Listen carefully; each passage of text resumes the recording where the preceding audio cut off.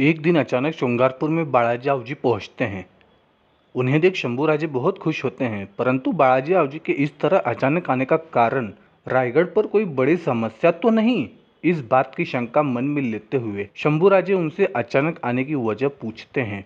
उस पर बालाजी आवजी कहते हैं कि शंभूराजे, किले पर अब मन नहीं लगता। महाराज कर्नाटक की मुहिम पर गए कई महीने बीत गए, इसीलिए सोचा महाराज नहीं तो क्या हुआ, राजकुमार के सहवास में एक दो दिन रहा जाए, इसीलिए अचानक चला आया। स्वराज्य की निर्मित में महाराज को कई ईमानी बहादुर नररत्नों ने साथ दिया था। उसमें से तानाजी मालुसरे, बाजी प्रभु देशपांडे, शिवा काशिद जैसे वीरों ने स्वराज्य के लिए अपना बलिदान दिया था। कुछ वीर बहादुरों को समय के साथ मौत को गले लगाना पड़ा। आज महाराज के साथ हंबीरराव मोहिते, यसाजी कंक, हिरोजी फर्जत, अन्नाजी दत्तो, मोरोपंत पिंगळे, राहुजी सोमनाथ जैसे हाथ की उंगलियों पर गिनने इतने ही पुरानी पीढ़ी के वीर थे। उन्हीं में से एक थे बालाजी आवजी। वैसे तो बालाजी आवजी का स्वराज्य में शामिल होने के पीछे एक योगायोग और एक अपघात, दोनों चीज़ें कारणीभूत थे। बालाजी आवजी के पिता आवजी हरि ये जंजीरा की सिद्धि के पास दीवान यानी मुंशी का काम किया करते थे। एक तरफ जंजीरा का सिद्धि अपने दुष्कर्मों के लिए कुप्रसिद्ध था, लेकिन उसके दरबार में काम करने वाले हरि आवजी ईमानदार और सिद्धि से एकनिष्ठ थे। इसी कारण हरि आवजी का रुतबा सिद्धि के दरबार में बढ़ने लगा था। वहीं दरबार के मुसलमान दरबारियों को हरि आवजी खटकने लगे थे। जेजूरी का खंडोबा ये आवजी हरि के कुल देवत थे। एक बार उनके सपने में मल्हारी मार्तंड खंडोबा आते हैं।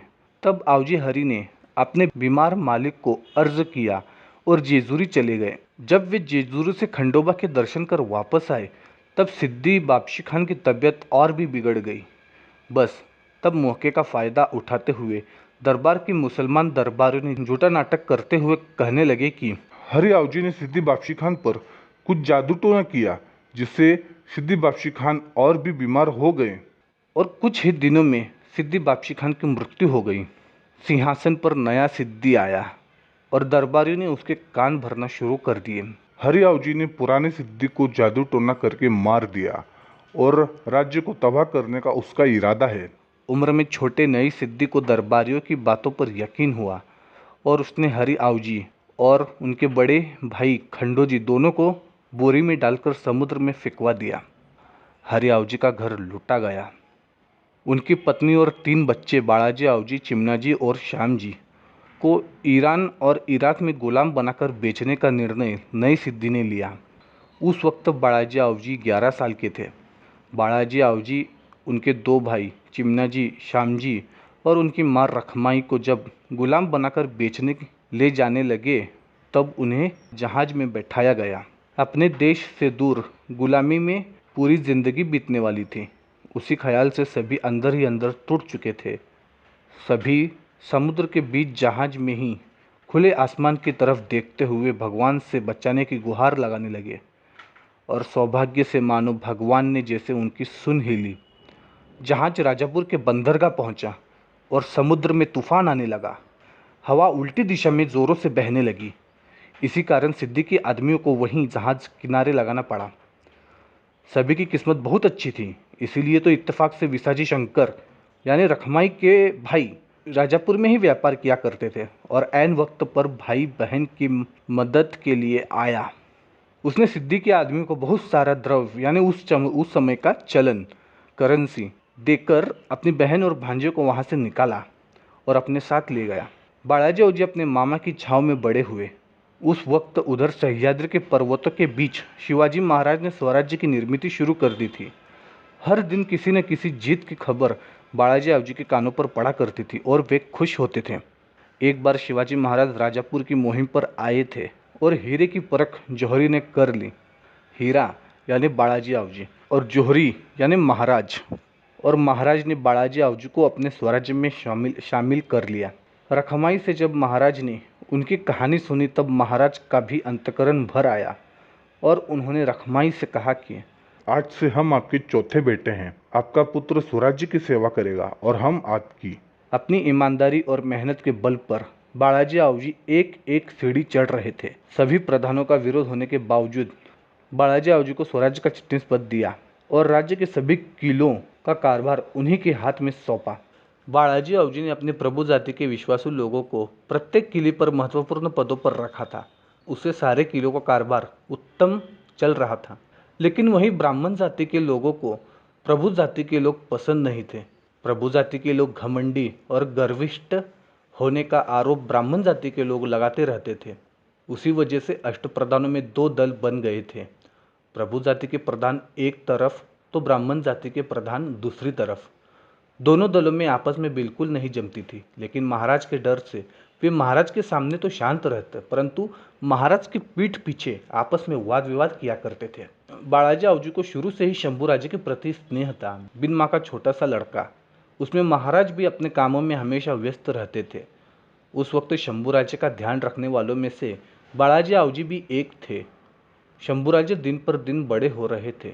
छोटी सी उम्र में उन्होंने अनेकों जिम्मेदारियां बखूबी निभाई थी, जैसे कर्नाटक के कोलार और चिकबालपुर का कारभार संभालना, कर्नाटक और गोवा की सीमा पर सुरक्षा के इंतजाम करना, कुतुब शाह के दीवान मादन्ना से दोस्ती कर बड़ा खजाना रायगढ़ पर लाना। शंभूराजे के इन पराक्रमों से बालाजी आवजी मोहित हो गए थे। शांत स्वभाव के बालाजी आवजी बहुत दिनों बाद शंभूराजे से मिले थे। येसुबाई और शंभूराजे बहुत खुश थे। शाम को खाना खाते वक्त बालाजी आवजी ने ऊंचे स्वर में पूछा, वो अघोरी तांत्रिक कहाँ है? कौन अघोरी तांत्रिक? वो जिसने आग को वश में कर लिया है, वो जो भैंसे की ताजी ताजी खाल पर बैठकर अनुष्ठाने करता है। लेकिन कौन?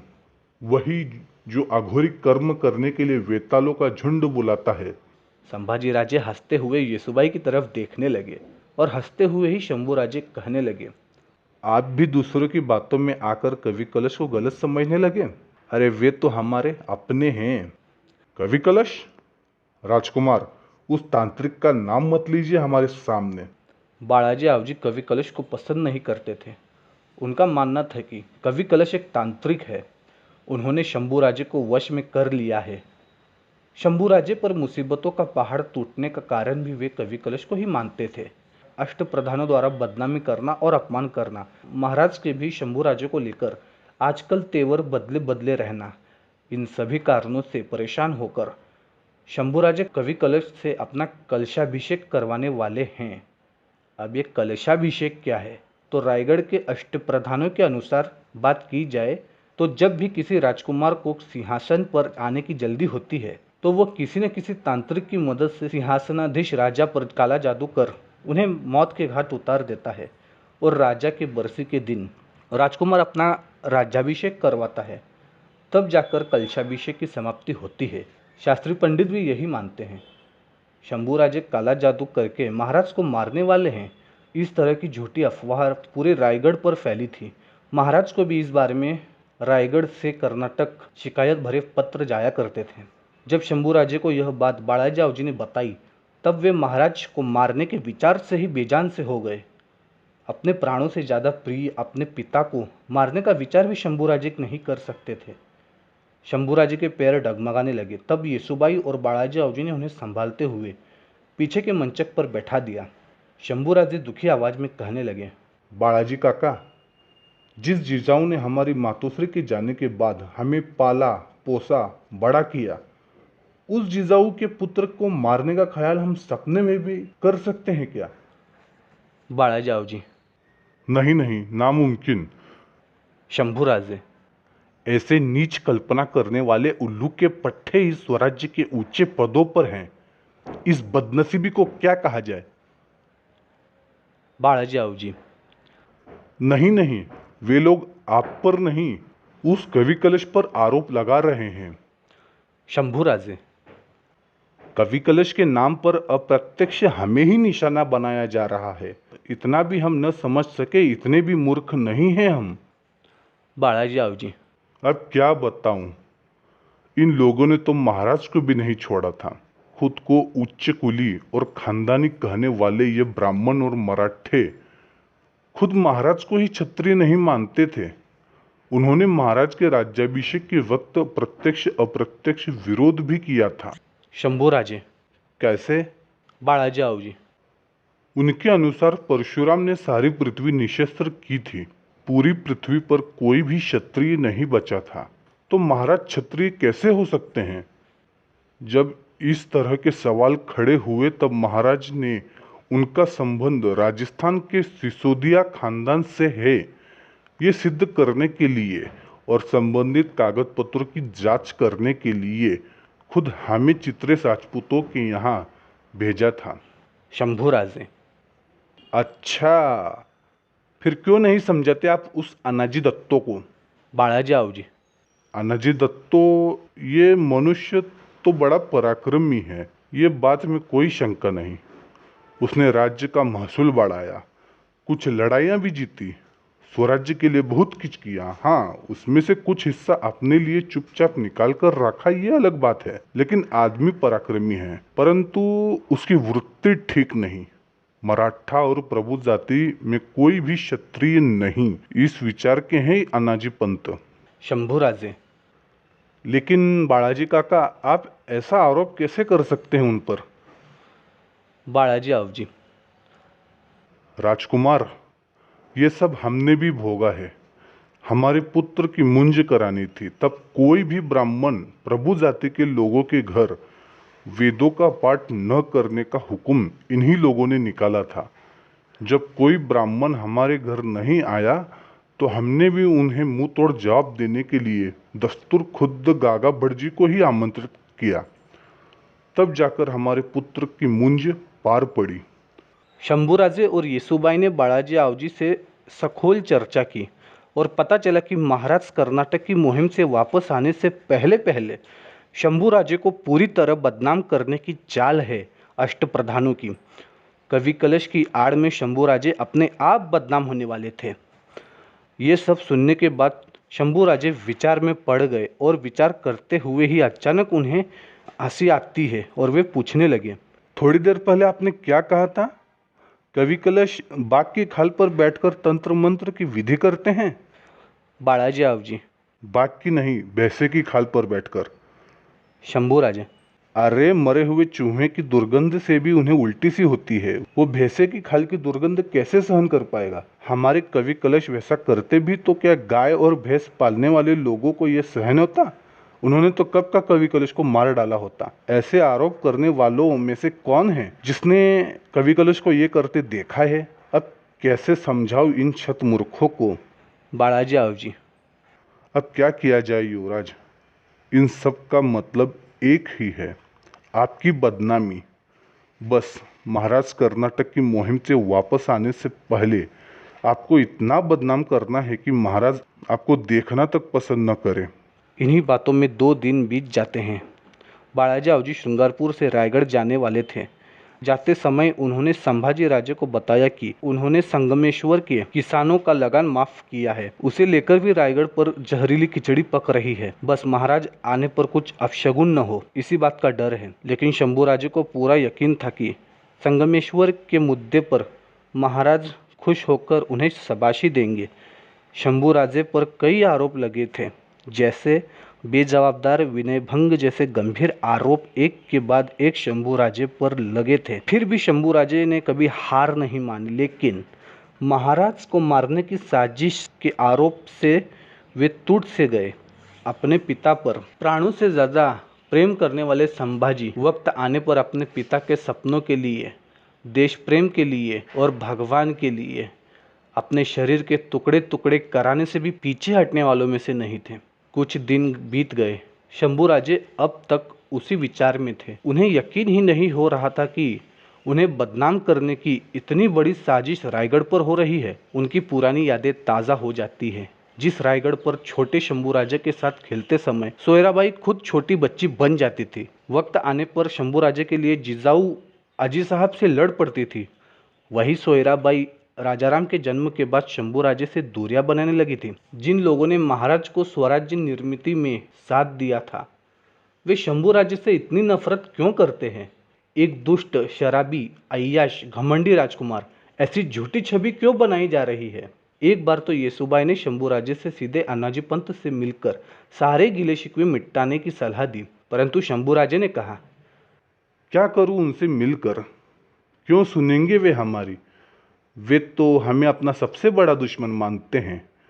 हंसा की आत्महत्या की वजह और गोदू पर अत्याचार करने के झूठे आरोपों को वे सच मान बैठे हैं। कभी सच जानने की उन्होंने कोशिश तक नहीं की। उन दिनों शंभूराजे की रातों की नींद उड़ सी गई थी। वे रात रात भर जागा करते थे। येसुबाई अपने पति की ये हालत देख दुखी रहती थी। एक दिन शंभूराजे को खबर मिलती है कि रायगढ़ से सैनिकों का एक पथक आया है। उन्होंने संगमेश्वर के गरीब किसानों के सामान, गाय भैंस को जब्त कर लिया है। शंभूराजे ने संगमेश्वर के किसानों को न्याय दिया था, उनका लगान व जब्ती माफ की थी।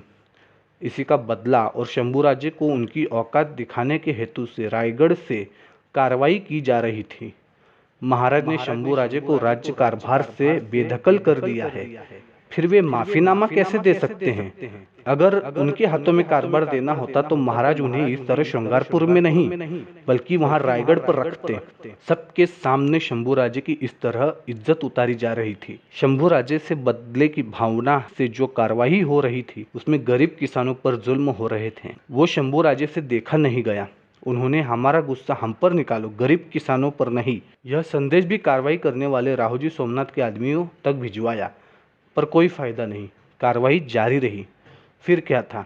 शंभूराजे के कहने पर कवि कलश ने राहुजी सोमनाथ के आदमियों को गिरफ्तार कर श्रृंगारपुर के बंदीखाने में डाल दिया। उन्हें आधा पेट खाना देने लगे ताकि उन्हें गरीब किसानों की भूख का अंदाजा हो। शंभूराजे के इस कदम का परिणाम क्या होगा, इस बात की चिंता येसुबाई को सता रही थी। रात को येसुबाई ने शंभूराजे का हाथ अपने हाथ में लिया और अपने 7 महीने के पेट पर शंभूराजे का हाथ रखते हुए येसुबाई कहने लगी, राजकुमार, आपके इन कदमों का हमें डर सा लगने लगा है। ज़रा सोच संभल कर महाराज कर्नाटक से वापस आने तक कोई भी साहसी फैसला न ले।